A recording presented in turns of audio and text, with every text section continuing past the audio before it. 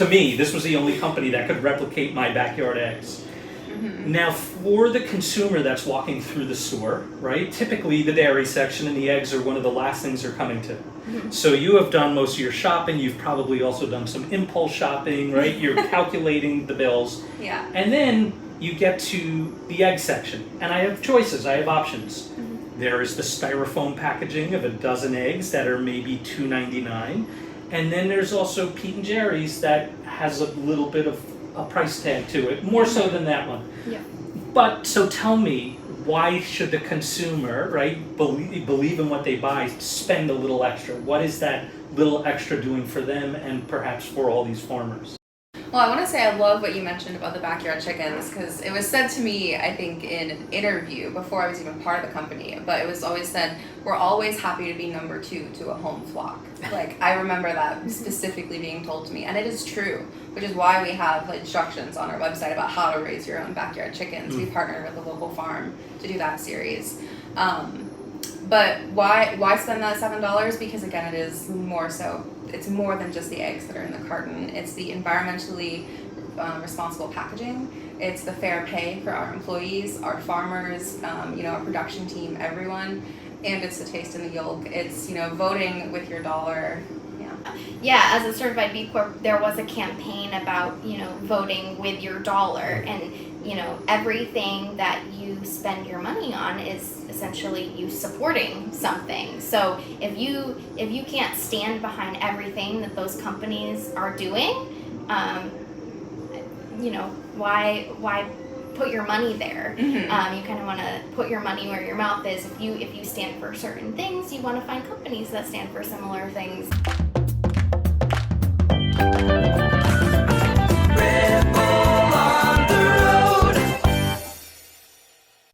Approximately 4 hours north of Providence, Rhode Island, which has a population of about 180,000, is the town of Monroe, New Hampshire, which is home to less than 900 individuals. Here we find the main office of Pete and Gerry's Organic Eggs, a family-run business that has been farming here for over 3 generations. Their commitment is to producing the highest quality organic free-range eggs possible for consumers and their families for generations to come. Welcome to another installment of Ripple on the Road. I am Mike Shodroff. I am the founder and CEO of the Ripple Center, which is a 501c3 nonprofit organization where we believe that capitalism has some broken systems, where people and planet are not necessarily always in the same equation as profit. Our mission is to promote and to create change makers and disruptors who are actually fixing the systems or creating new ones through social and environmental impact entrepreneurship and organizational leadership.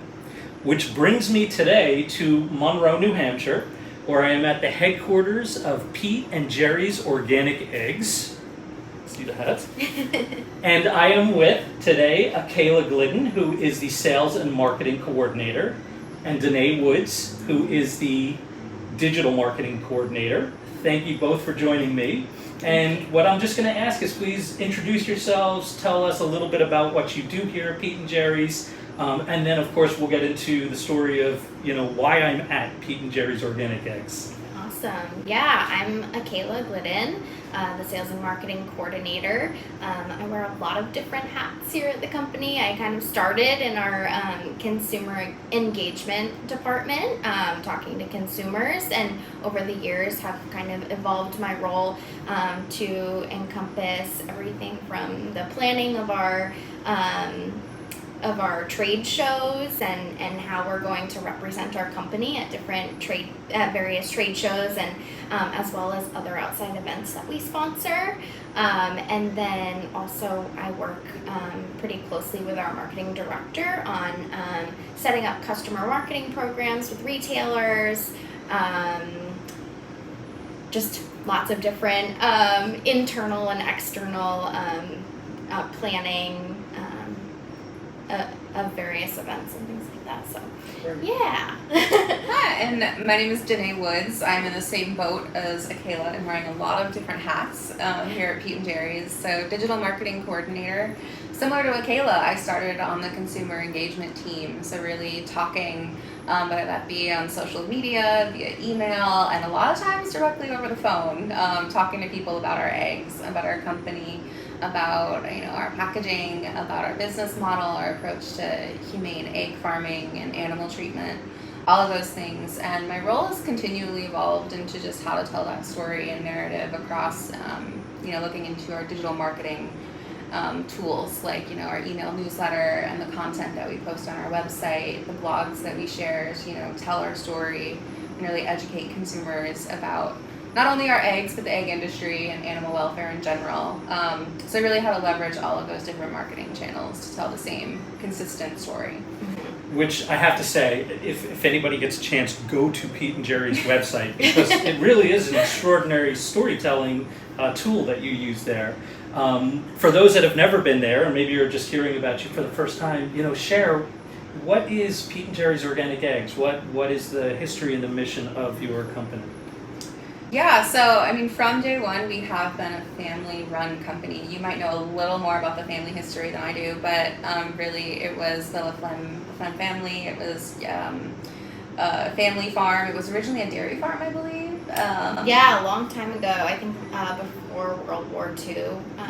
It started out, I think, as a dairy farm, and then so our previous CEO, Jesse, his grandfather, Les Ward, ran a family farm, and it got passed on to Jesse's family, into his parents, and then his parents were looking at a way to help the family farm survive, because they were looking around themselves and were finding all these other farms were being bought up by big factory national corporations, and they just wanted to keep the family farm alive.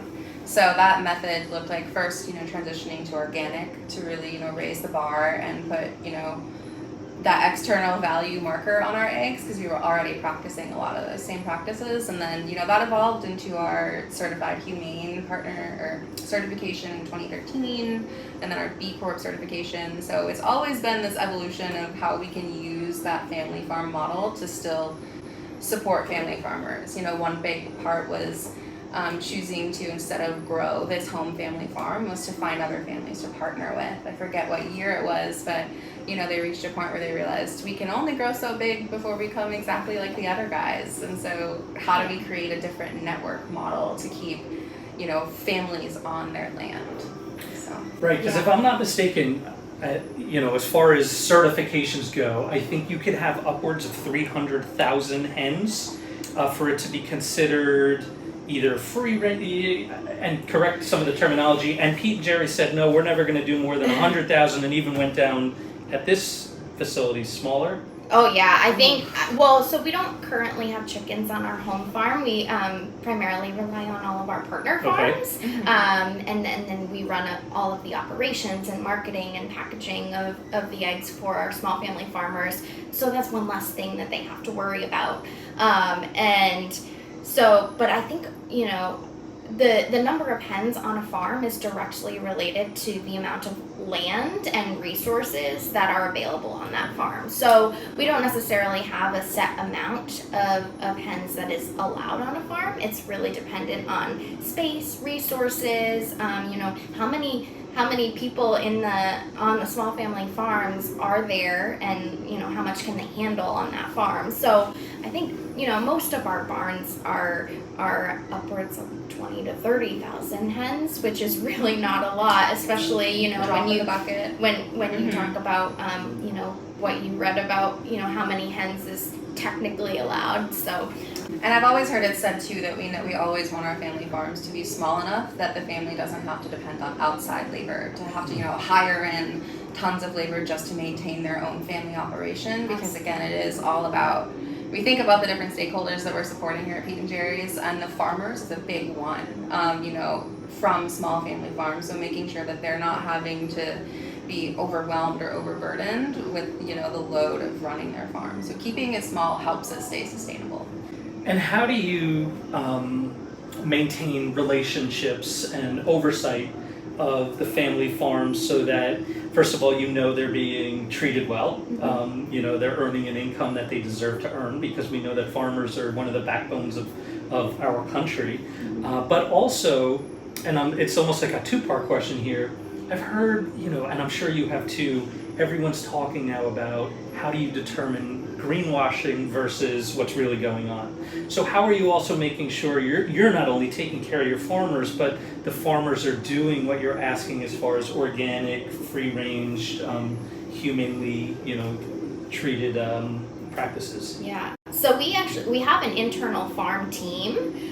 So we have a farm director, and then under him are a handful of other folks that actually go and do site visits on our farm on all of our farms to ensure that they're abiding by all of these practices that we're saying they do, as well as all of those other third-party certifications. So our farms that are USDA certified organic, the USDA has to certify that they are organic, that none of the soils have been treated, that the food that the supplemental feed that the chickens are eating is also USDA certified organic, and then our certified humane certification as well. Certified humane, they go in and they ensure that all of our farms are meeting all of the requirements that our certification requires that they do. And for the most part too, we want our farms to exceed those expectations. So when Certified Humane says that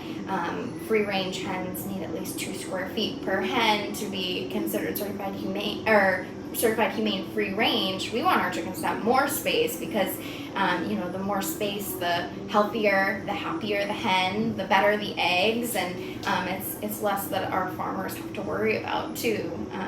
They just know that the hens are going to do better, and they don't have to stress out about them getting sick as often, or not laying good eggs. So I agree with that completely. We don't expect consumers to just take our word, which is why those third-party certifications are so important. We know that we have our farm team, we have our flock specialists. Our consumer engagement team specifically spends a lot of time checking in with our flock specialists, because we have folks calling in asking questions. Like, we have consumers that want to know how our hens are treated. We'll have folks asking, can I see a farm? And even though we can't bring everyone onto our farms, we can use tools like, a virtual farm tour, showing content on, our Instagram or Facebook, doing Q&As with farmers, things like that. We do our best to try to bring people in while also backing that up with those, the Certified Humane, the B Corp, 1% for the Planet is another one. So. yeah. Now, from a marketing standpoint, I have to say your hashtag and your slogan is brilliant, right? Believe in what you buy. Mm-hmm. Tell me, what does that even mean? Yeah, we want people to, buy us because they believe in and they trust that we're doing the right things. Like, you don't want to feed your family something that you don't trust is like the healthiest thing for your family, and you want something that's going to be sustainable and not hurting this earth that we all share and live on. So we really value transparency. We want people to understand what's going on behind the scenes. Why are you paying a little bit more for the product that you're buying? It's all for a very good reason. It's because it costs more to raise hens in these environments, and we also want to make sure that we're paying our farmers a living wage, and that they're able to do this long term as well, because if they aren't able to, we won't have eggs to put on your table. So there are a lot of different things that go on behind the scenes, and at the end of the day, we just want our consumers to understand what those things are and feel good about them. And you can elaborate, I'm sure. Yeah, as many times as we can underscore believe in what you buy. I think it's the same reason that we show up to work every day and we're excited to be here. It's because we believe, like, we're buying into this mission too. And I see it in my role, I see it as an employee of the company, like these guidelines, that guide our B Corp status. They're important because they impact how employees are treated. They impact, how decisions are made in the company. They impact the policies that we create for our farmers. It trickles all the way down. So believing in what you buy isn't just about, the egg that produces the darkest or brightest yolk, even though that's true. Like, believe it because you'll see it in your frying pan, but also believe it because our farmers are still, they still have food on the table, and because we have this growing company of, not just employees, but families that have been able to make a difference in their communities, whether that be through like the donations that we do, the volunteer work, community involvement that we do as a company. All of it is proof. Well, just to kind of build off of that, where you're talking about yolks, about 6 years ago, I purchased a home, and it came with backyard chickens. Oh. Rest in peace, Delilah and Buttercup and Nugget. But it wasn't until I was harvesting my backyard eggs and breaking them open and seeing, oh my God, that is like a different yolk, and the taste was extraordinary.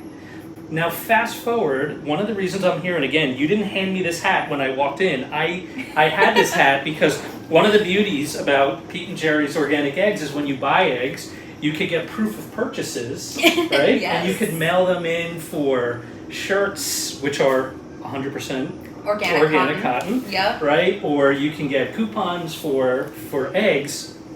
I really began to support your organization and your company because I was believing in what I bought. Mm-hmm. Now, that being said, once the chickens were gone, I said this was the only company that could replicate my backyard eggs.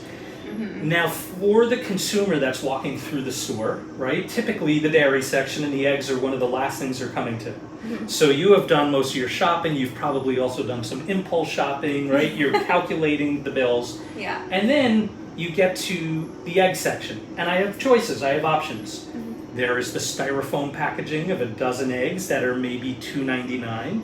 And then there's also Pete and Gerry's that has a little bit of a price tag to it, more so than that one. Yeah. But so tell me, why should the consumer, right, believe in what they buy, spend a little extra? What is that little extra doing for them and perhaps for all these farmers? Well, I want to say I love what you mentioned about the backyard chickens, because it was said to me, I think, in an interview before I was even part of the company, but it was always said, we're always happy to be number 2 to a home flock. Like, I remember that specifically being told to me, and it is true, which is why we have instructions on our website about how to raise your own backyard chickens. We partnered with a local farm to do that series. But why spend that $7? Because again, it is more so, it's more than just the eggs that are in the carton. It's the environmentally responsible packaging. It's the fair pay for our employees, our farmers, our production team, everyone. And it's the taste in the yolk. It's, voting with your dollar.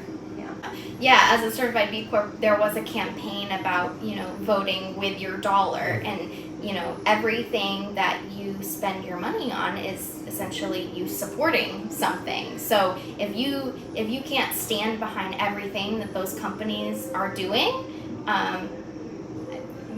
why put your money there? Mm-hmm. You kind of want to put your money where your mouth is. If you stand for certain things, you want to find companies that stand for similar things. And so, and going back to transparency too, and thinking about that price tag, we're more than aware of that, especially like on our Pete and Gerry's organic eggs. Like when you see that organic symbol, that usually comes with a higher price tag because of certification costs, because of all the extra legwork. It's the book work. It's just the tracking. Honestly, like the tracking your metrics is a lot of what certification requires. That takes labor. Mm-hmm. Someone has to be paid to keep track of all that data.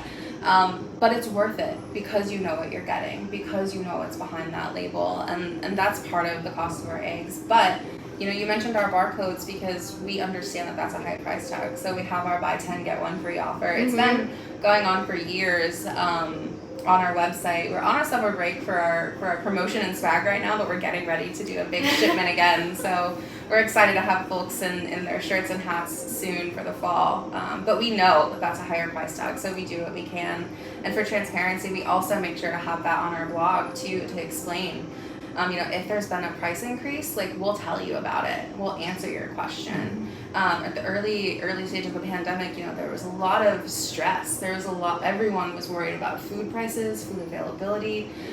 We were answering some of those phone calls, people calling in like, hey, why, like, our food is so expensive, it's so hard to find eggs right now, and we're there to answer. Like, we're there to, you know, give you the explanation. This is what's happening in the egg market, this is what's happening on our farms, this is what's happening in the organic industry, whether, you know, when we're talking about some of our advocacy and signing on to, you know, legislative efforts like the OLPP, things like that. So we're always there to be transparent about what we're supporting. And another thing too is consistency. So every time you buy our eggs, you know that they're coming from small family farms, that the chickens have, you know, they're being let outside, they're pecking around in the grass for grubs and bugs and things like that, and are consuming a healthy, well-rounded diet, and then, you know, living a healthier lifestyle. And so, you know, yeah, you pay a little bit extra for all of the things that Denée has mentioned, but also consistency. And you know that every time you're going to crack that in your egg in the pan, you're going to get that flavorful yolk, and also be supporting all of the things that we stand for. So, yeah. That's great. Now, I know the answer to this question, but I think it'll sound better coming from you. You know, consumers, again, you were talking about the packaging, the eco-friendly packaging, but most people will look at it and say, wait, but it's in plastic. Can you explain, you know, your packaging and why you consider it to be sustainable? There's a couple different parts to that answer. One is, you know, not all plastic is created equal. There's recycled plastic and there's virgin plastic. Our cartons are made out of recycled plastic. We're taking waste out of the waste stream. We're making sure it doesn't go into the landfills. It doesn't end up in our oceans. The back end of that answer, though, is also that we've never been closed-minded about it. We've always been open-minded about, you know, is there more to learn? Is there a better solution? Right before the pandemic, we had just come up with a reusable egg carton. We were really excited about testing it in some of our local markets. And then the pandemic hit, and things like reusable items kind of became, you know, off the table. You know, we've trialed a hybrid carton before, so like we've always been open to going back to the drawing board, and we're continuing to be open to that in the future. But for now, the packaging we're using is environmentally responsible because it is, you know, reusing the waste product. One part to that answer too that we always kind of talk about when consumers will reach out and ask, you know, why do you use plastic? I wish you didn't. Is, you know, while we take that plastic out of the waste stream, we also wish that there wasn't as much plastic in the world. But while it is here, and that's the reality of it, we want to be able to put that to use. And then, you know, as Denée said, we're always open-minded. So continuing to, you know, put in the research and make sure, is this still the most responsible option for us? And there are a lot of different factors that went into that. And so we did a study to make sure that the entire carbon footprint of this packaging, you know, how much energy does it take to create? How much energy does it take to transport?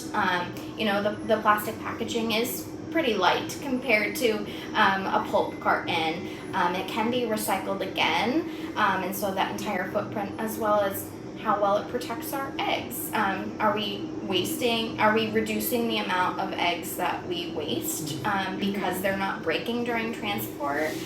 So there are a lot of different factors like that.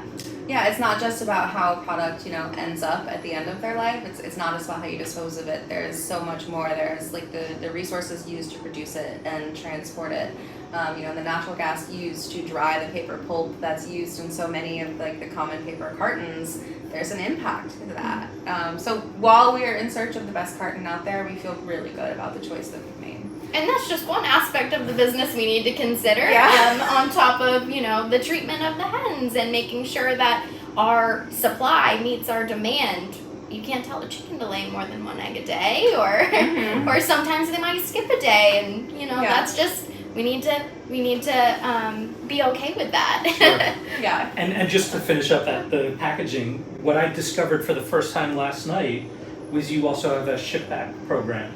We do. Right, so we do. Our take back program, we started it a couple years ago with the understanding that the recycling system here in the U.S. is kind of fragmented, not completely consistent, and not all of our supporters have the same access to the same recycling resources. So we do offer, we ask folks to collect at least 10. More is better because transportation has a footprint too. But then we'll send them a prepaid shipping label so they can mail them back to us, and we'll have our carton producer, recycle them, into new products. So doing what we can. We understand that as a business, we have a responsibility to manage the waste that we put out there into the world, even though, we're sourcing as responsibly as we can. Well, Yeah. I mean, clearly a lot of thought over the years has been put into this company and, Yeah. the impact that you're having. How often do you have kind of think tanks or do people get together to look at different components to say where can we improve, or, is it possible to? It's pretty continuous. We don't have I wouldn't say that there's like an exact, like every so many years we're going to do the research again. I think it's just a continuously learning, and, we have PR agencies that look out for different articles and things that relate to us, our business, our packaging solutions and things like that, so we can stay up on all of that. And part of our pursuing, with B Corp certification, it's not just something you achieve, but it's also something you continually chip away at and you get checked in on multiple years in. So this is actually a topic for us. This next round is how do we formalize some of our sustainability initiatives? How do we formalize who's having those really important conversations about innovation, not just for what different products we could be branching out to, but also how do we clean up and lean up processes here, like whether it be sustainability approach to the resources we use in the production line, or whether that be the amount of waste that we produce in the offices, things like that. Yeah, pre-COVID times we had more of a formal, we called it the green team. And so it was a collective of individuals from our company, from all different departments, who would get together. I think it was, I don't know how frequently our meetings were held. I think it was like every other month or more frequently than quarterly. But we'd get together, and so like our initial meeting, we were, what are some areas of our company that could use some help? So, recycling, like maybe we don't have recycling bins in as many areas as we should to encourage recycling on site. And then also things like we do have some pulp packaging that we process, and like, are we recycling that appropriately? And there have been various investments in our company to improve upon those measures, and one included purchasing some compactors so we can compact some of our plastic cartons and send those to a place where they can recycle them as well. And then same with all of our cardboard and pulp. So looking for different outlets that maybe some of our smaller local waste pickup centers don't offer this, but where can we send these things that they do offer responsible disposal? So yeah, and just on a broader scale, we also have semi-regular things like town meetings, which is just like a company-wide all-hands meeting, and those always have Q&A sessions, and questions get asked during that section, everything from to a question about scheduling and like HR, to questions about our business practices and our sustainability questions. So there are platforms where anyone has the floor to bring up those things, and some really interesting and exciting initiatives have come from that. Like the Green Team, I think, came from one of those town meetings and different like community events to get us together. A lot of us have been home. We've been not as connected throughout the pandemic. A lot of people went remote, and so getting everyone back together and more cohesive as not just a business but a team, that's been able to happen too. Which is interesting because as I'm speaking with you both, I'm looking over your shoulder and I'm looking at the production line, and I see a community. I see people that are talking with each other, that are laughing, and part of an impact organization isn't as always just the product, but also the process. Yeah. So the town hall sounds like one of the things that you're doing here to create this community. Can you speak to, why do you have such happy employees here? Right. Well, we do have breakfast on Mondays for Yes. the production. Today's Sunday.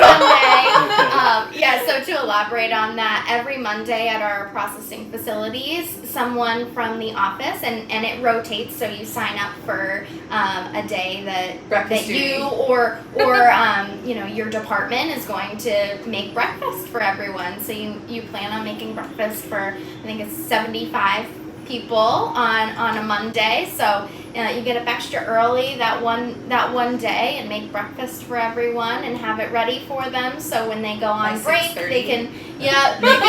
they can eat a nice warm breakfast. So it's a good way to start the week. So that's just one very small thing. It's been going on since before I began working at Pete and Gerry's 5 years ago, and it's something people really look forward to. And it's different every week. People don't make the same thing every week. We'll try to get creative with like a breakfast burrito bar, or maybe someone makes a French toast bake, and to feed 100 mouths. We have plenty of eggs, so that's usually incorporated. But another thing is just the celebratory attitude that a lot of our team takes towards having a good day on the line. And I'm saying this because Friday, I think it was just Friday, we had a company-wide email chain that involved a bunch of numbers I didn't completely understand about cases per hour and eggs processed a day, but it was a record that we had set at some point. Yeah. And the whole company heard about it, and our IT person, I think, chimed in because it was a newer production facility. And so just as an explanation, at Pete and Gerry's, we really like to win. And just like it was a whole celebration, a lot of reply alls, just everyone congratulating about this metric that we did. And that was all the folks on the floor. So just that element and that energy to be really excited to just appreciate everyone and celebrate. And by winning, we mean, like in this instance, it was beating our old record. So it's kind of like a game, or like you want to go on and beat your old solitaire score or something. Like we want to beat our cases per hour. We want to reduce the amount of time that the line has to shut down because of mechanical malfunctions, and just increase efficiency. Reduce, we celebrate number of days since somebody had like an accident or something. Since someone got hurt, which I think I can't remember the last time anyone ever got hurt working, because everyone's we're careful. Not only are we celebrating those wins, but you just you learn to be more careful and look out for each other, and it really is a team and family environment here in every department. And sometimes keeping the line running means that people in the offices are hopping on the line for an hour or two. Yeah. Like that happens too, and it's just an attitude of everyone is here to chip in. Check your egos at the door. We're all here for the same cause. We all believe in it. Actually, today I was walking through getting some samples to send out to some retailers, and I saw a couple of our mechanics out on the line packing. So usually they're the ones that will help fix things here, but they don't need to fix anything other than to help pack eggs today. And then we have our facilities, some folks that help clean our facilities and keep everything running as well are out there on the line. So it was really nice to see that teamwork today, and it also just makes you want to be able to pause your day and go out and help, even if it's just for 30 minutes. So sometimes I'll try to do that, but that's why we're here though. We're here to get eggs in cartons, and whether that be through the stories we tell, whether that be through the samples we ship, or the relationships we manage. We're here to get eggs in refrigerators, on trucks, and in people's homes. I want to go back to just one bigger kind of topic, and that was the broken systems I talked about in the beginning. And I know, especially in this region of the country, and I'm sure it probably pertains to most regions, that family farms have had real troubles trying to keep up because of the bigger conglomerates. And it sounds like Pete and Gerry's is committed to small family farms and keeping them and their histories alive. What are your hopes or your goals about fixing kind of broken systems in this industry? Yeah. Whether it's through Pete and Gerry's directly, or maybe inspiring other companies. Even though I haven't been here as long as some other people in the company, I think it's really exciting to see where we're at now. We've reached a point where we've definitely grown beyond the original the Flem family farm. We've gotten down the model of working with a network. We've done a lot of things really well to this point, and now we're at the stage of looking around to see what what can we fix or improve upon or even disrupt next. We've always had a little bit of that spirit, whether it was through pursuing organic certification or upholding the standards of organic certification. In our earlier days, we were a little more scrappy, I think, on the legislative side and really focusing on supporting that policy. We still do to these days with our partnerships with like New Hampshire Businesses for Social Responsibility. We're also, members of OTA. So we're involved in, the organic movement, and it's really exciting to think about where we can share that influence next. There's a lot of conversations happening around land ownership and diversity and equity in farmland ownership. And as a company, we signed on to support the support for Black farmers legislation that happened a little over a year ago. I think we've always been voices that are there, and it's exciting to think about what we can do next because we are grateful for where we've been able to achieve. And we want to now help spread that, make that more fair, make that more equitable, whether it be through monetary donations or actual partnerships, sponsorships. We're sponsoring a study with I think it's American Farmland Trust, just to really study the long-term effects of practicing, climate smart farming and what that does to the soil. So, looking past what we've already accomplished and really seeing how we can dig in deeper to make sure that what we're doing is benefiting everyone, is impacting everyone, and it's leaving a lasting benefit, not just for the people who work here, but also, on the soil, on the communities that maybe haven't had access to the resources that we've had, and also the folks at the grocery store. Okay, last question, and I hope this doesn't get either of you in trouble. In your opinion, what's the best way to prepare eggs? Oh. You first. I don't know. I love a good over easy egg. It's like a good way to judge how high quality your egg is. Like you're tasting it in its purest form. So yeah, you really can't beat it. And that's pretty versatile too. I love an over easy egg like on top of a salad or just eat it with some toast. I've definitely come to appreciate the cheesy, soft scramble. It's even better if you put it on like a slice of sweet potato toast. We have one of our partners online, she makes a really great sweet potato toast with cheesy scrambled eggs and prosciutto on top, and that is one of my favorite ways. So And it's all about the slow. You got to slow with lots of butter. Yeah. And I know that, right, you could go on your Instagram and get all different recipes, and there's amazing, who takes those photos, by the way, of these amazing... We have some really talented partners. We're really grateful to be able to, uplift and show the work of a lot of online creators, as well as, recipe authors, chefs. We've partnered with a lot of different folks, some past employees to some like local bakeries. So it's a little bit of everything. That's great. Yeah. Well, Akaylah and Denée, thank you so much for, again, taking the time to tell us more about Pete and Gerry's Organic Eggs. You've got a customer for life in me, but I'm hoping that everybody out there trusts me and really listens to like how impactful this company has been. So thank you both very much. Thank you. Thank you. Thanks for thinking of us. Yeah, it's been a joy.